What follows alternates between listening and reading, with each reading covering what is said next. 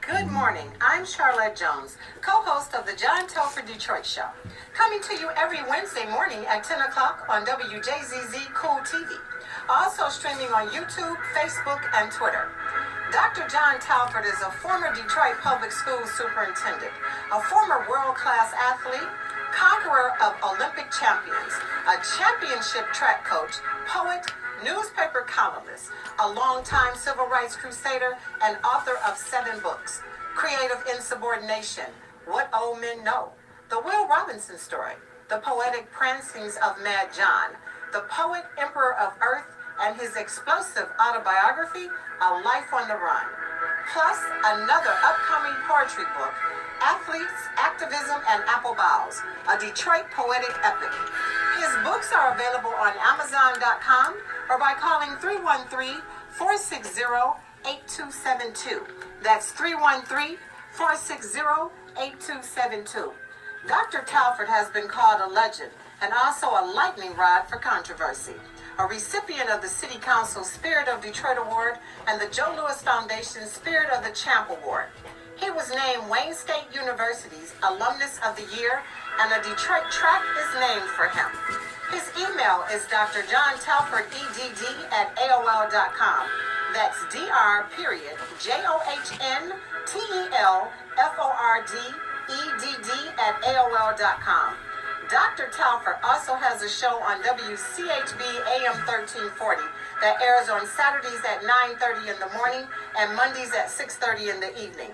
That's on WCHB AM 1340, Saturdays at 9:30 a.m. and Mondays at 6:30 p.m. And now, without further ado, I present to you that old native Detroiter, the one and only Dr. John Telford. Thank you, Charlotte Jones. You are welcome.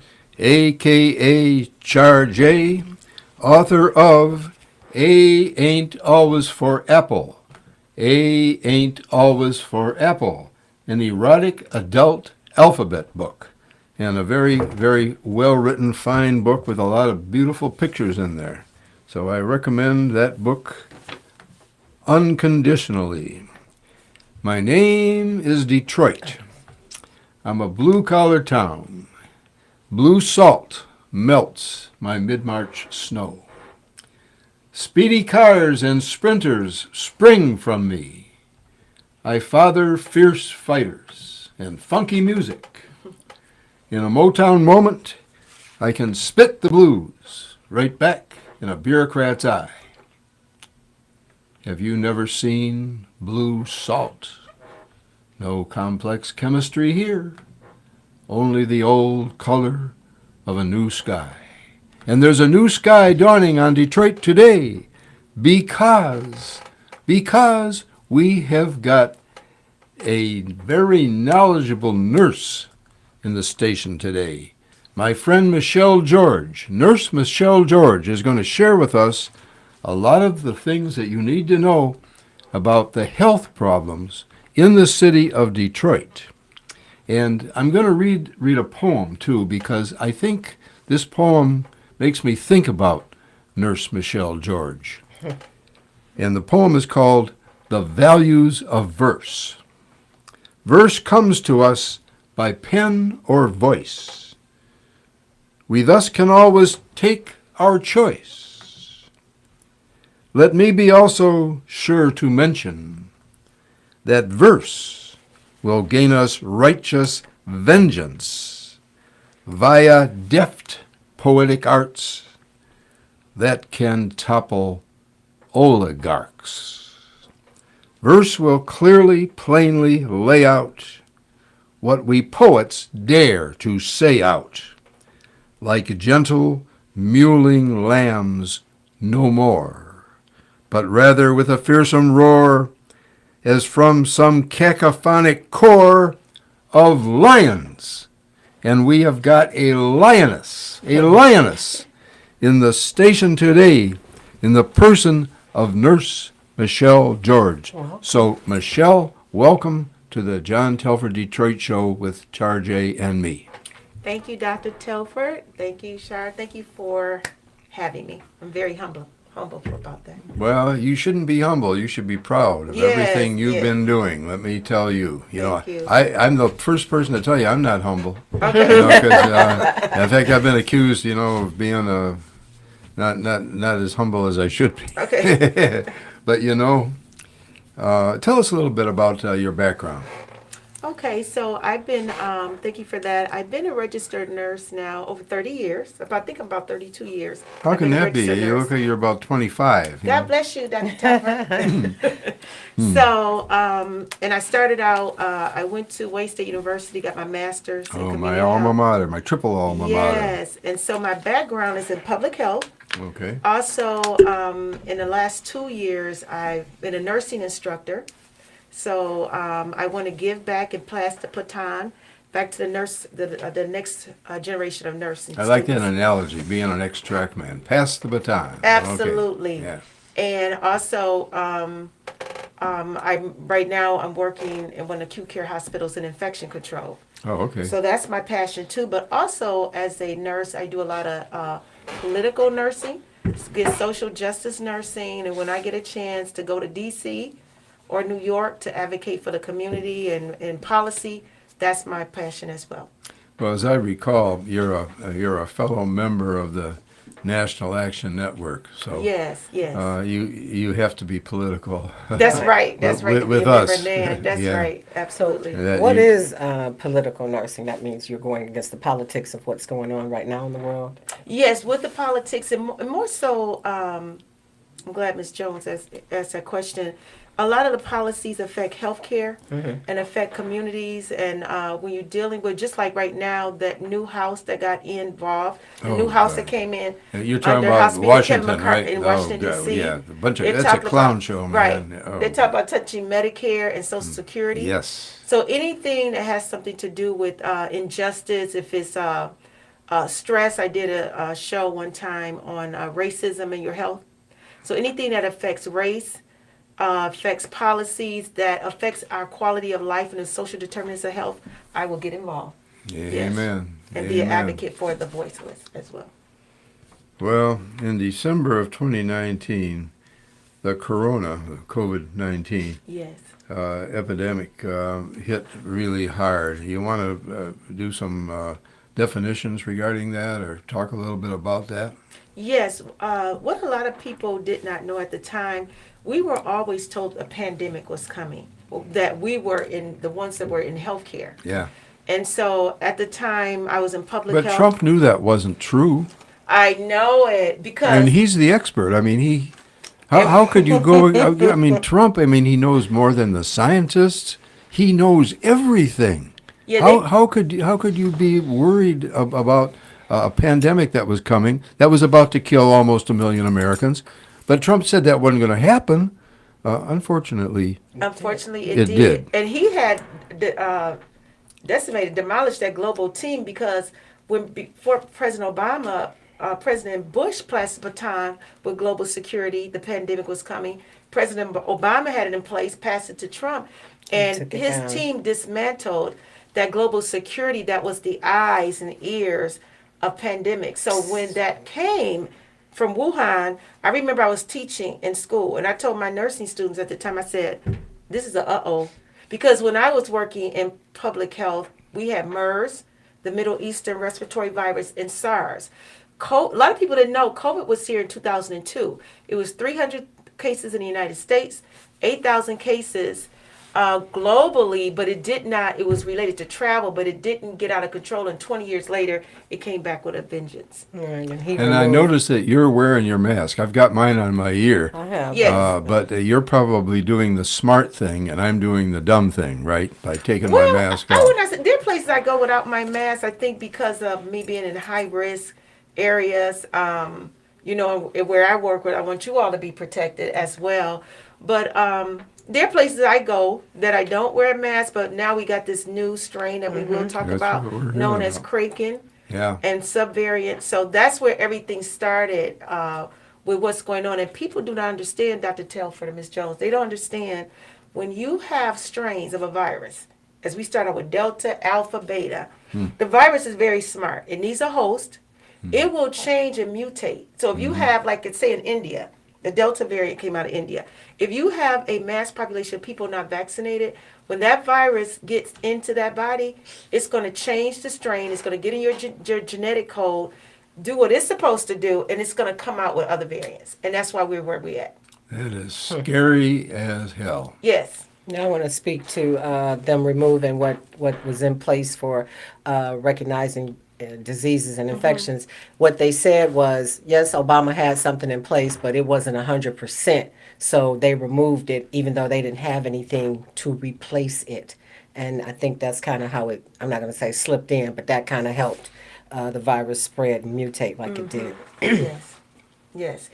The issue is that, and I've watched it at the time, Ms. Jones, they dismantled that. John Bolton, all of them, Susan Rice. I mean, it was on the news, so it's not like Right. it's hearsay. That's where I saw That's it. what happened. And when you have a global security and you dismantle that, I remember under President Obama administration, Ebola. He had an Ebola bazaar. He had the experts. You always get people smarter than you. And President Obama used to say, when you're around scientists, and that's what happened.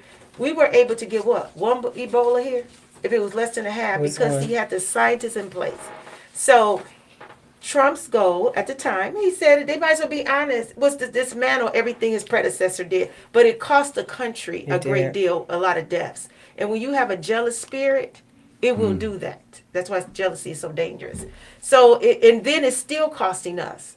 It's still costing us. And just like, Ms. Jones stated that when you, and Dr. Telfer, I know you said it earlier, when you're in this anti-science myths, false with science, and even Dr. Fauci said that's what he was concerned I love about. Dr. Fauci. I'm telling you, I followed Dr. Fauci during the HIV years when I used to go to Atlanta for the National HIV/AIDS Conference. Wow. Brilliant doctor. Yeah. So brilliant scientist. So when you're dealing with issues like that and you make a virus political, the virus is like, okay, you all keep being political. Right. My role is to hijack your immune system, Right. make you sick, and to kill you. That's right. In plain language. That's Absolutely. So I say this one a lot of times. Don't be a dummy who hesitated. Hasten Right. to get yourself vaccinated. Absolutely. And let's talk Getting about that the said, importance yeah, the of getting importance of it. vaccinated. Speak to that a little bit. Sure. Before the vaccine started, we all had our doubts, because we were still in a pandemic. The world was shut down, even though some of us as nurses still had to go out in the community to work and do what we had to do. But vaccines had started to turn political. Now, for 2 months, I said, I'm not going to get vaccinated. I'll be the first said. Me It only too. lasted 2 months because I knew I had to follow the science and knew what happened with the first COVID. So one of the things, Dr. Kitzmikia Corbett, who was very instrumental, one of the scientists with the Moderna RNA, that people don't realize, I listened to her because there were certain communities was having problems with the vaccine. So I would go listen on the NAACP, a lot of sorority organizations that would have the scientists there. And when Dr. Kitzmikia Corbett, I looked her up. Where is she? She's now at Harvard University. She Okay. was on Dr. Fauci's team. Oh, Was all right. very instrumental with making the Moderna. Oh, okay. When you reached at me as a nurse, because I used to be a research nurse in diabetes, I research. So I said, oh no, I had to pray about. I said, I think I'm about to get this vaccine, and it only lasted 3 months. I got vaccinated, but then I knew I had a role to do to encourage others to become vaccinated. People don't realize God made us with a very complex immune system. Vaccines are made for dangerous diseases that could kill you. So vaccines are made for your immune system works along with the vaccine to say, hey, we're going to work together to kill what we need to do. So people did not understand immunology and how the immune system works. So that's why vaccines are so important. But the reason you keep changing with boosters, the science cannot keep up with the mutation and the variants of the virus. So that's what's going on now.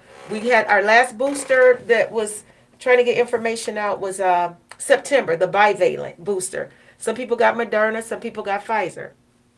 The thing is, follow the science because without those vaccines, it would have been an extra 3 million people dying. We already had enough, over a million. Right. But with 3 million, the vaccine has saved at least over 3 million lives. Go ahead. You're watching Yeah. WJZZ Cool TV, live streaming on Facebook, YouTube, Twitch, and Twitter, and other top social media platforms. Like, follow, share, comment, and subscribe. Thank you for watching WJZZ Cool TV, the coolest station in the world. Thank you for that station identification, You're Char J.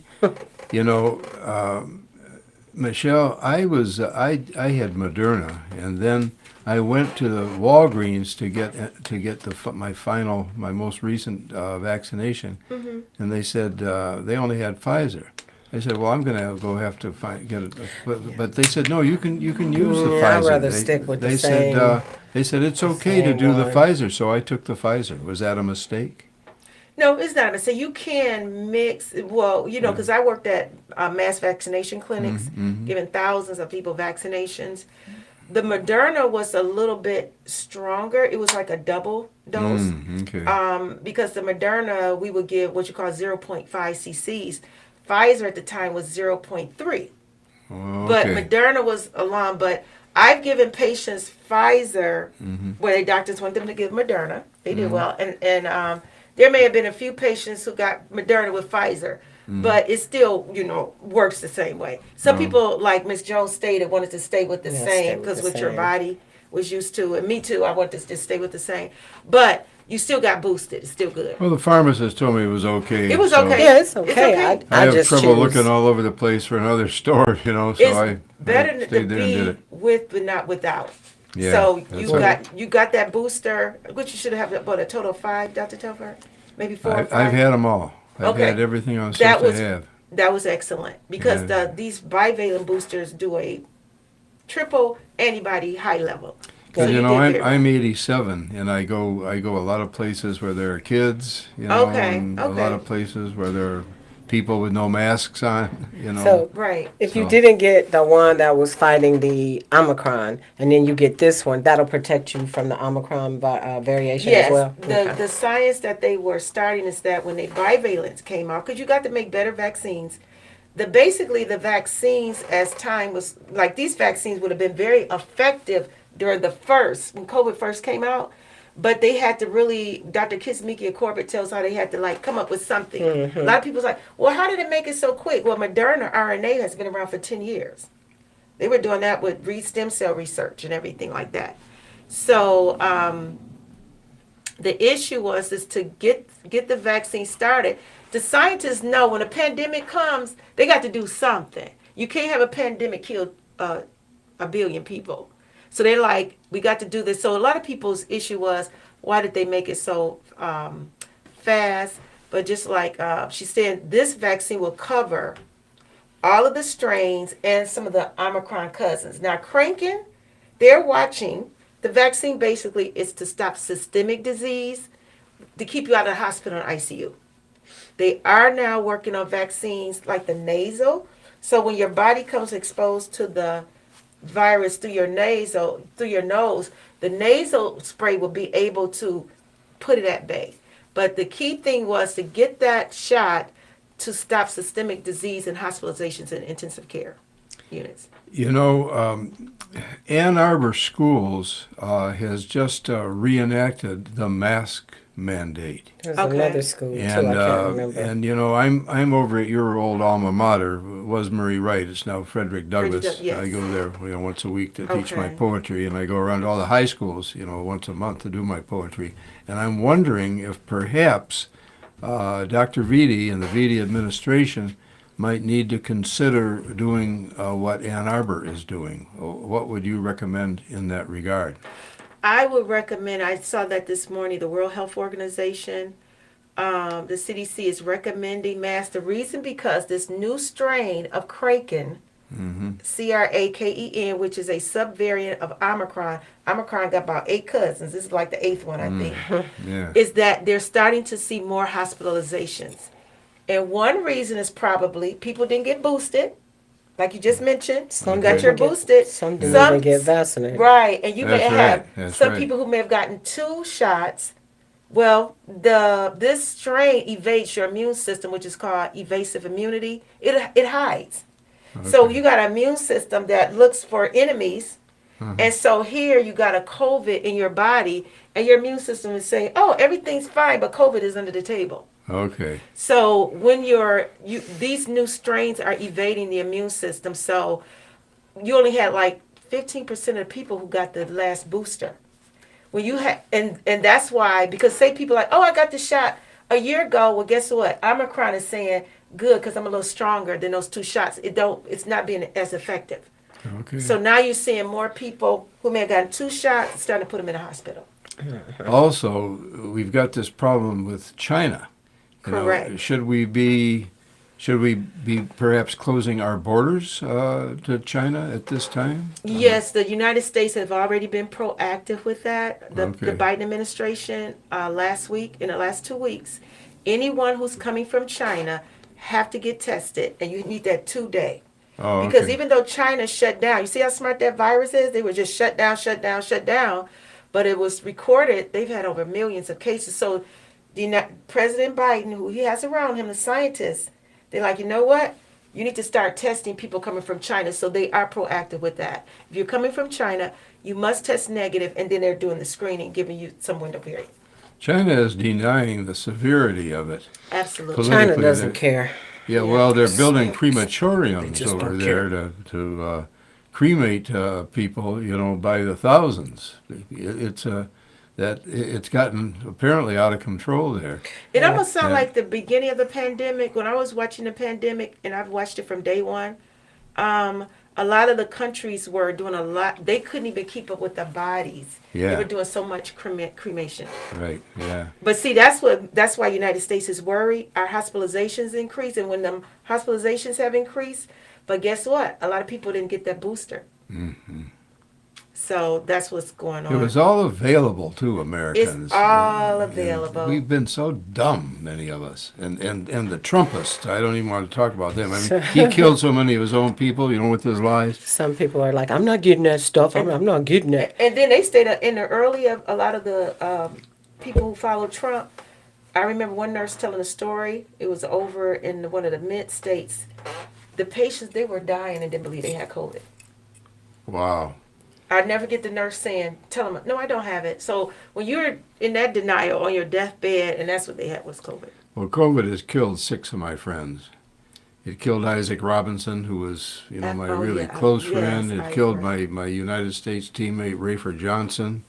It killed. Well, I could name a lot Yes, of. it did. Yes. It's been totally tragic. I'm a little curious. What's the rate of vaccination for Detroit and Wayne County? Detroit is still maybe at the mark of like 50%. Oh man, that is disgraceful. They still not. I haven't looked in there like 2 or 3 months, but they still seem like they can't get over that 60% mark, and that is concerning because I they're guess like. so. I think Ms. Jones, did you say that you have people who haven't gotten vaccinated at all? At all. Yeah. Oh yeah. I And know. so what's happening is with this strain, you only have protection for about 6 weeks. This Omicron gives you protection up to a month. So guess what? You're getting the infection over and over again. Now you have 30, and then you got 32 million people with long COVID, fatigue, headache, chest pain, brain fog. Loss of that's off of taste. work, loss of taste. Some people still haven't gotten their taste back. They haven't. Wow. And if you're getting infected over and over again, guess what? And then there's a lot of COVID that stays in your brain tissue. But Gee. they, So yeah. you're going to see a lot of Alzheimer cases. In I the know next few years. some people that didn't get vaccinated and their mental facilities are diminishing. They still can't taste their food. So, but I know several people that have not gotten vaccinated. And what they don't know, what Ms. Jones is stating, COVID is a bat virus. It's what you call a zoonotic infection. It's a virus that animal, human, your pandemic.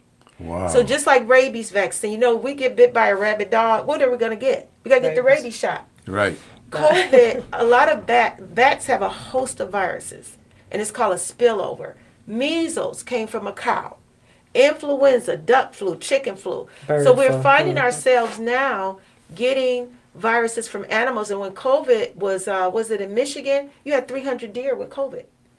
So when you start seeing animals get viruses Wow. from human and vice versa, we're in trouble. And then people eat deer meat, and so that's a problem. And it always takes me back to those movies, Outbreak, Contagion, where it come from. Man snuck a monkey and one of them into the United States and killed the whole everybody. Now we got Miss Jones, I love Contagion. People like you like Contagion and Outbreak. Outbreak. Exactly.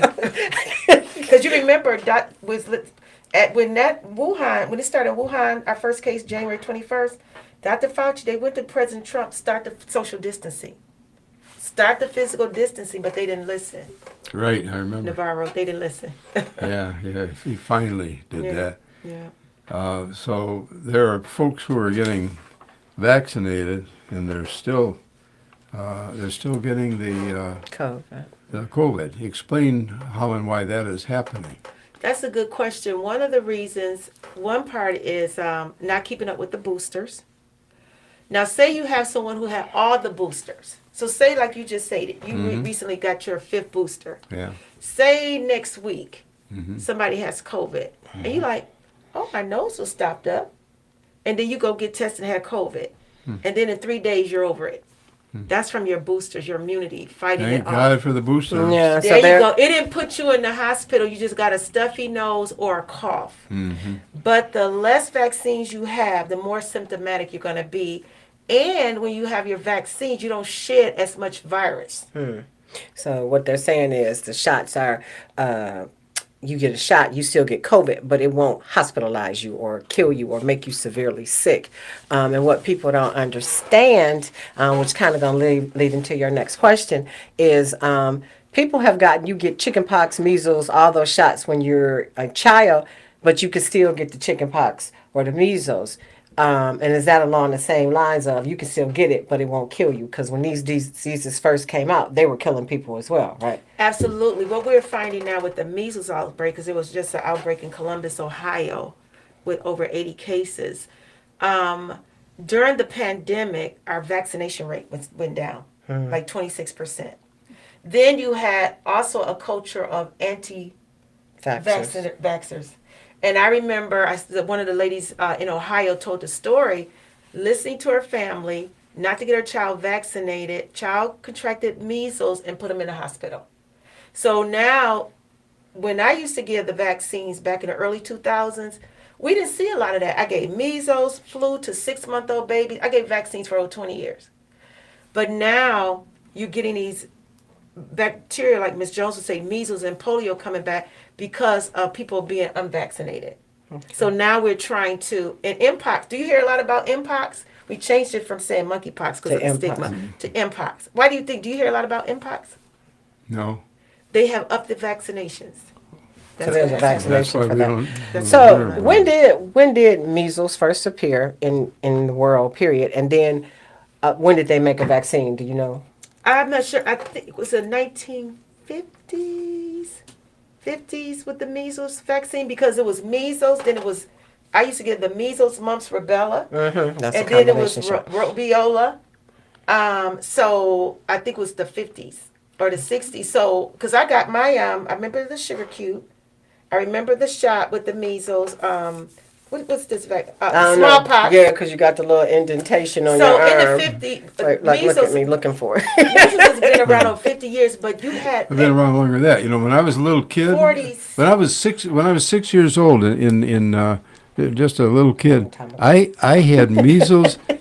I was told I had measles and chickenpox at the same time. Oh wow. That's what I was told. Okay. Wow. You know, and I can remember my mother's friend Margaret, who had heart trouble, was at the bottom of the stairs, and I was at the top of the stairs, and she was my friend, and I said, come on up and talk to me. She said, I can't, because I had the measles and the chickenpox at the same time. Together, that This is. was the year 1941. Right, so the vaccine, I think in the early 50s, and that explains with the vaccine, because see, the complications, did you get any complications of measles? Is encephalitis, what you call a brain infection, pneumonia, earaches. It's a major I complication. just with remember I these. was sicker than hell. I remember, That remember absolutely that. with two viruses like At the that. same time, right? Yeah. So what we're finding now is the people that are was getting measles in Columbus, the outbreak that they're having now, trying to control, unvaccinated. Wow.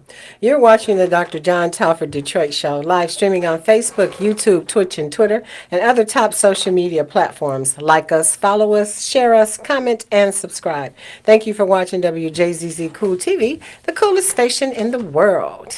Thank you, Charlotte Jones, K-A-H-R J, author of A Ain't Always for Apple. 2 volumes. And let me say this: Miss Virginia Starkey, fondly known simply as V, the proprietress of V's Boutique, offers a wide range of fine clothing and accessories for ladies. You can find all sizes of women's fine apparel in V's one-stop excellent customer service at V's Boutique that you can't find anywhere else in Detroit anymore. V's is at 16423 East Warren Avenue. 16423 East Warren Avenue, the corner of Outer Drive, right around the corner from the Alger Theater and one of the few libraries that is still open. And you can make an appointment with V by calling 248 662 6622. That's 248 662 6622. So make an appointment with V and get over there. Making that appointment, you'll never be sorry that you did it, and get some of that fine clothes that she has. It's reasonably priced, but it's the best in the city. And I spent $100 on jewelry the other Oh day. wow! Just so you know. And we are interviewing Michelle George, Nurse Michelle George, one of the best health care providers in the city of Detroit, and she is sharing with us some rather disturbing news about some of the viruses that we're dealing with in the city of Detroit. And, you know, I've been hearing that the HIV rate is going up in the city of Detroit. Why is that, Michelle? Well, during the last few years, that's what we've been talking about, has been focused on COVID and the pandemic. So, you know, and we know in 2020, a lot of things were shut down. So just think a lot of the HIV organizations, people can go in and get tested, and not getting the information out there. Well, we're getting out more, people are getting out more. You're getting some of the organizations out. I remember during the pandemic, there was a Zoom I was on a Zoom conference from a HIV organization, letting people know, hey, we still here. We still have PEP and PrEP. I'll talk about that. That's that post-exposure prophylaxis. If you think you're at risk of HIV, because just think about it. Just think right at the pandemic where people were living with HIV and didn't know it. It was going to get tested 3 months down the line. Okay. Then 4 years later, the virus replicates, which viruses do. And here you may be in the air where the virus is able to hijack the immune system. So now you have, somebody may have contracted HIV a few years ago. They may say, I was tested in 19 when I was negative, and then 5 years later, they possibly never knew it because of a lot of things focused on the pandemic. But right now, organizations is trying to get the information out to get tested for HIV. A lot of the STIs, sexually transmitted infections, are going up. Syphilis, I used to treat patients for syphilis. Syphilis is going up. In the South, they've had a high rate of pregnant women with syphilis. That is so unheard of because when you're pregnant, that's something the doctor should automatically test for. But the South was dealing with babies being born with syphilis. They don't wear condoms. And a lot of people don't know that the elderly in these nursing homes, they're in there getting busy. They're the highest carriers of the STIs now. But I want to ask you, I heard before some years ago that the syphilis is, the penicillin is it's only one form of penicillin that can fight these new strains of STDs. Have they come up with something new or? Usually bicillin, like you stated, is the of choice, because when a person has contract syphilis, they have to stage it. Is it primary? Is it secondary? And we don't want to get the neuro over years, like one of the can't think of his name that had got neurosyphilis. So Vicillin is a choice now. If you had someone who was, I remember one time I had a patient that was allergic to penicillin. A lot of times you go in a hospital to desensitize. They'll change your immunity where your body won't react to that syphilis, because sometimes the Vicillin is a choice of treatment. Now, if you have someone, they also give a medication called doxycycline, which can really mess up your stomach, that you take for a month, 14 Wow. days to a month. So, but Vicillin is the choice, that very painful shot that I didn't used to like to give patients, but I had to give them to save their life. Right. got It's like a syphilis, you got- screwdriver going through the buttocks, but Oh, wow. it was very, syphilis is what you used to call bad blood, because it leaves a scar. So Yeah. say for instance you were treated for syphilis 20 years ago. You get a blood test and the doctor said, your test was like, oh, do you have syphilis? But it left antibodies in there where they were treated 20 years ago. That's what killed Al Capone. That's it, Al Capone. Yeah, Yeah. one of the kings, yes. Yeah, you know, Neurosyphilis. is it true, getting back to this HIV problem, is it true that Detroit teenagers and young adults are in an epidemic phase? Is that? That was true, yes. At one point, one of the reasons is because getting the sex education out in the schools, what state do you live in, the legislation of the sex ed programs. I know I used to go into a lot of the schools. That wasn't so much regulated, but if it was a charter school, the principal had me come in. A lot of times I used to invite the parents, just make sure a permission slip is signed.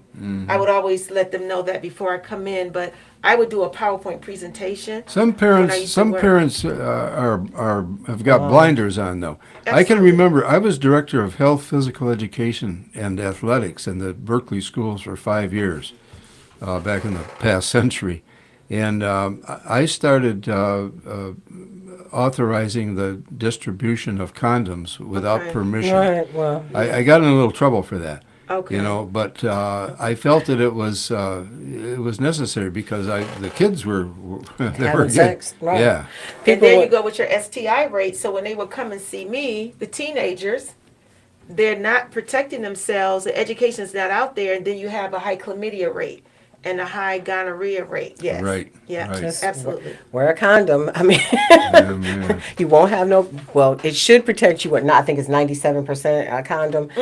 So then you take down your chances of getting something. Take down your chances of getting a baby. So, but I don't Absolutely. understand why they won't wear a condom. Yeah, it's and that's why they always encourage teens, early dating, early sex with teenagers.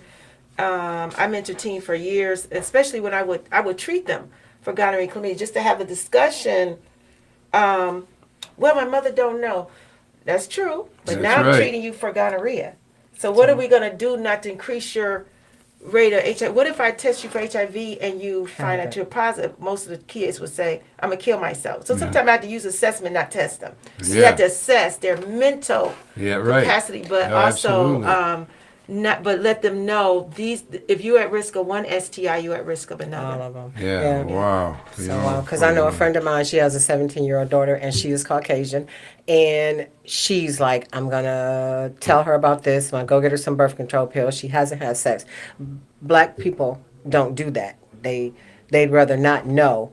And I commend my friend for being like that with her 17-year-old daughter, because most of them don't know their daughter having sex until she come home pregnant. Right, So- and it's also what, in addition to what you're saying, Ms. Jones, like she was doing excellent.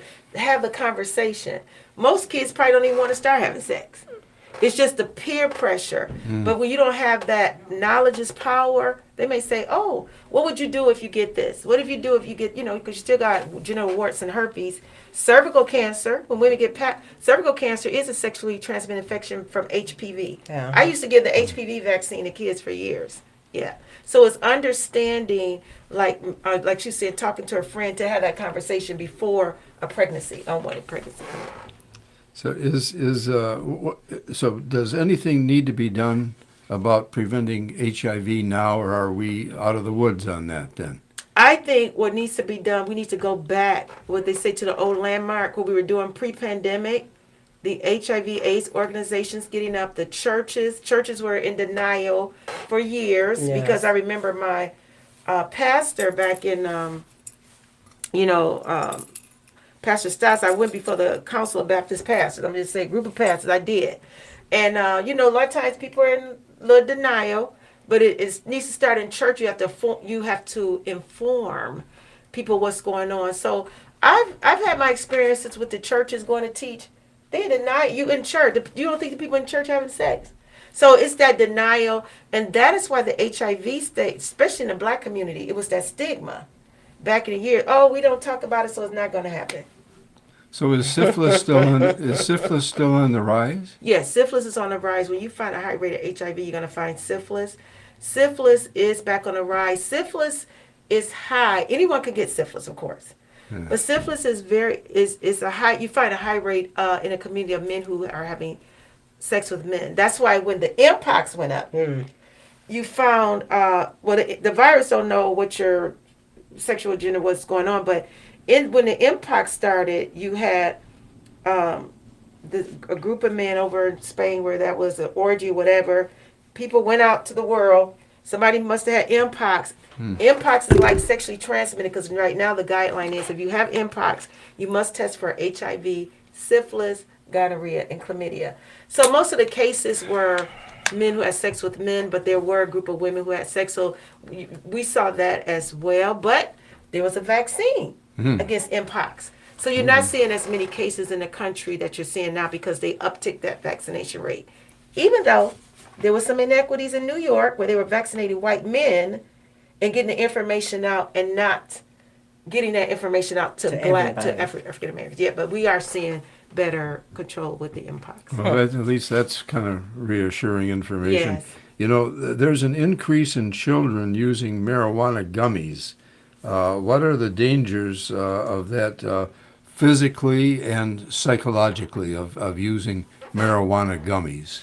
As we see the legalization of marijuana and recreational marijuana, you're starting to see cases in states 1,500%. The reason gummies are so dangerous, a lot of people don't know that. When you eat marijuana, you get very, very sick. So when you got a young person, they think like they're getting high from the blunt, from the weed. Oh, why am I feeling that high? So they eat more gummies.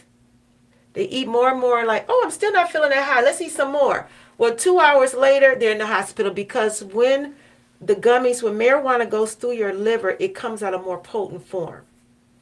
And you could get really sick. I've talked to young people where their heart rate went up so much that someone shared with me, they said, Miss George, I will never eat another gummy again. Their heart went up so high they couldn't catch it, but not understanding how gummies work. And so people are eating more and thinking they can feel a high because the brain is fat tissue. When you smoke weed, it goes straight to your brain, to your bloodstream. So you get that immediate high. But when you're eating gummies, you're going to be like, why are you getting that immediate high? So you're going to eat more. And then when you go through your liver, it's like I'm about to turn into Frankenstein, Godzilla, and I'm about to put you in the hospital and people get sick. My late wife, Adrian, was taking cookies. Marijuana cookies to control her the pain. Yes, a lot of people did that. Yeah. And I was hurt. My back was hurting one night. Okay. And I took a couple of bites Okay. of one of her cookies. Okay. And my heart rate went out of sight. I said to myself, "Oh my God, I can't believe this." But back in the old days, when I was 18 years old, I went down to Wayne State University on a track and field scholarship. And I was the only runner on those champion relay teams that was white. And I used to hang out with my 3 black teammates. Okay. And in those days, I was 18 years old, we used to smoke weed. Right. And I don't remember my heart rate going up. Because this is not the same weed today. You got the Kush plant that's 15 times more potent. Wow. And just like Miss Jones mentioned Lynn Bias, I'll never forget that story. When that happened, got that team, that promotion. Right, got for the basketball. NBA, going into the NBA. And what happened at one party? He was smoking crack, they say, the first time, and his heart burst. Now, Oh, my technically, God. he was a athlete. He's Yes. run, can race his heart. Crack but- is not marijuana. I know, but I was just saying that these are things that occur. Oh, That's okay. Right. But okay. crack and cocaine causes what you call a condition called cardiomyopathy. Cocaine can give someone a heart attack. Yeah. Just like she said. So when you got crack, even though it's a different, that's why when people would take crack as they tell their story, they wanted that first high, but they couldn't go back and get it. So now you get into that addiction form. But that is why when you mention your heart rate, that's what's harming the kids. They don't realize when you're chewing that, like some people do for medicinal. I have patients who are on medicinal. That's understandable. But those gummies, and people are spiking cookies. I don't need nobody. I rarely eat somebody's dessert. I got to know who it is because they will spike that. Yeah, and they cookies. shouldn't do that. And they without shouldn't do telling that you. because it will kill somebody. Like you stated, it'll put your heart in an atrial fibrillation. Could give you somebody a heart attack. Wow. I rarely eat somebody's food. Very rare. I Real really cognizant. eat people food anyway. You're watching WJZZ Cool TV, live streaming on Facebook, YouTube, Twitch, and Twitter, and other top social media platforms. Like, follow, share, comment, and subscribe. Thank you for watching WJZZ Cool TV, the coolest station in the world. Thank you, Char J, for that station identification. Char J, author of A Ain't Always for Apple. And you know, I have a few books too, one of which I've just signed over to Nurse George, but she already gave her one a while back and forgot it, so she's gonna countersign it to one of her relatives who's a track person. But this is my book, A Life on the Run, Seeking and Safeguarding Social Justice. And I heartily recommend my own book because I sell my books. I sell my books to stay on the air.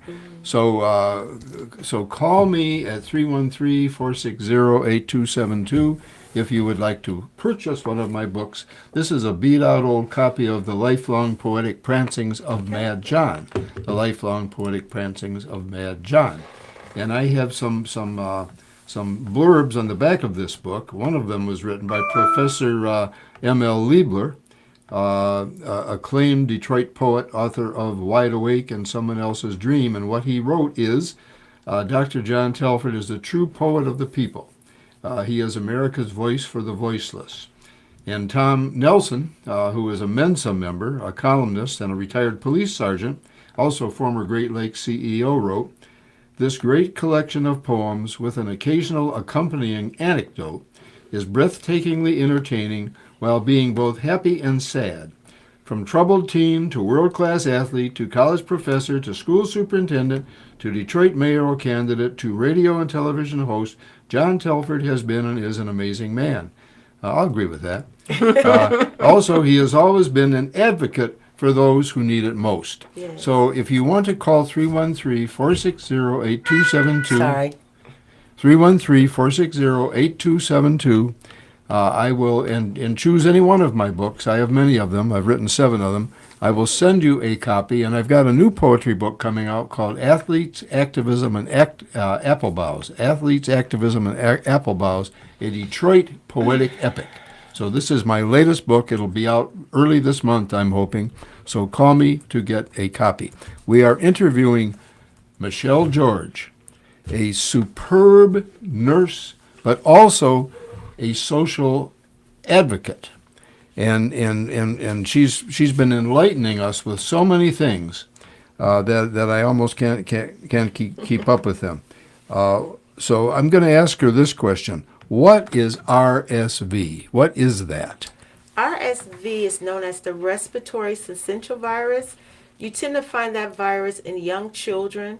The other term is called bronchiolitis. That's the little airways in a baby's lungs. Children, as the younger children are, their airways are younger. With adults, we got the bronchi, our upper airways, but the virus tends to get in those little airway pockets in young children. So we had a RSV outbreak, but also adults were getting RSV. Someone shared with me their family members were getting RSV in college. So it got out of control. A lot of the shutdown didn't have the kids' immune system was working as well. So sometimes a common cold can give a baby RSV. The virus gets in their little airways, called bronchiolitis. It's a respiratory virus that can make babies pretty sick and wind them in the hospital. And I think it's reaching its peak, but in the last few weeks, there were hospitals that was telling the parents, we have no more room to go to other hospitals. Is that related in any way to influenza? Influenza can get in the airway like complications, just two different viruses. Define influenza. Influenza, which is also known as a flu, is a respiratory virus that could cause upper respiratory infections. Some people get headache, cold, fatigue, muscle aches, fever. The complications of influenza is a virus. If that virus leads to complications, so say for instance, if a patient was a heart patient, cardiac, diabetes, flu can make people really sick and cause major problems. So if you're a cardiac patient and your heart, say you got a diagnosis of congestive heart failure, you catch the flu. Well, here your heart is not able to handle this illness in your body, and it can make the complications worse. So patients who have like COPD, asthma, when they get these viruses, it makes their body not work as well and could put them in the hospital complications. So flu is what you call a respiratory virus. And there's a prevention of influenza shot. Are both of these viruses up? Yes. Why are they up? One of the reasons the flu is up because we're not wearing our mask as much. And then a lot of people are not getting vaccinated. Naturally, me being in healthcare for years as nurses, we have to, when I was in graduate school, it's just something, you don't get it, you don't go to graduate school. Just certain things we have to get as healthcare workers. Unless you had a contraindication, you can't take it. But flu is up, respiratory syncytial virus. And when the mask came off, if you remember during 2020, if you can recall, you didn't hear a lot about flu at all. Why? Because we were masked. Okay. But when those masks came out and we got in closed places and people got viruses and coughing, and they predicted it was going to be a bad flu this year, and there is a bad flu. We have in our hospitals a lot of flu. You have in a lot of the hospitals with the children with RSV. Okay, so a couple things. One, people think it's over. They traveling, they going different places. That's one thing. Two, just kind of what do you want to let people know about what you're doing, your message you're trying to get out? Okay, one of the things I just want people to know is, especially with our young people getting in certain areas, read the science, read the evidence. We are in a time where it's anti-vaxxers. People got blood pressure. People got diabetes. You can die. Those are realities. So look at the illnesses that we can get today and do the research and the science that we need. We need more people to go into science. Leave that marijuana and weed alone for our young people. That's one of the things. The drugs, even though you're seeing the increase in legalization of marijuana at a time and place, we don't need to encourage it with our young people. I think we're getting a message from Mr. Pennsylvania. No, somebody's doing some work over there. Is that what it was? I hear him telling them to stop hammering. Workmen want to work. Because I don't have my watch today. Do you want to read something real quick? A poem real quick? Do I have enough time? You got a minute or so. Oh, good. Okay, well, here, let me do this one. Skip all the fanfare. Just read it. Skip all the fanfare. Yeah, okay. Well, this poem is a poem that I love to read. It's called Uncivil Warfare, and I wrote it on the 6th of January, 2021, and we all know what day that was. I call it Uncivil Warfare, and the subtitle is The Turd That Hasn't Flushed. On this evil and fatal occasion of the Capitol building invasion, the traitor Trump's collusion demands his execution. God yet hasn't pushed the lever on the traitor Trump forever. And when God does push that lever, to be hoped it's the lever of the gas chamber. You've been listening Thanks to for the John joining Telford us. Detroit Thank you Show for having me. with Dr. John Telford and co-host Charlotte Jones on WJZZ Detroit Internet Television, coming to you live every Wednesday morning at 10 o'clock. Also streaming on YouTube, Facebook, and Twitter. Contact Dr. Telford at 313-460-8272. That's 313-460-8272. Or at Dr. John Telford, EDD, at AOL.com. That's JohnTelfordedd@AOL.com to sponsor or appear on this show, or to get signed copies of his book, which Hill Perkins